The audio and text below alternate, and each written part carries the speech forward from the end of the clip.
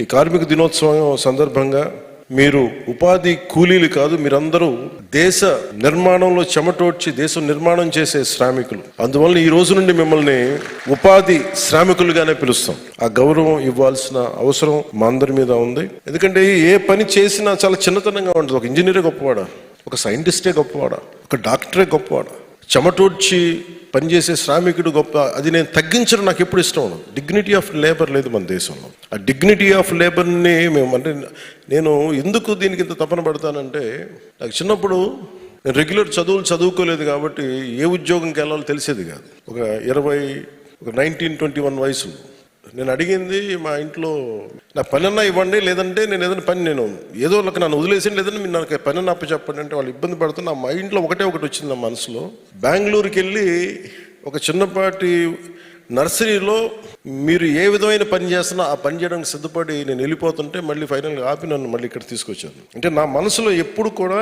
నిజమైన శ్రమ, కండని కరిగించే శ్రమ, రక్తాన్ని ధారపోసే శ్రమ. సో మీరే లేకపోతే ఈ రాష్ట్ర నిర్మాణం కానీ ఈ దేశ నిర్మాణం కానీ ఉండదు.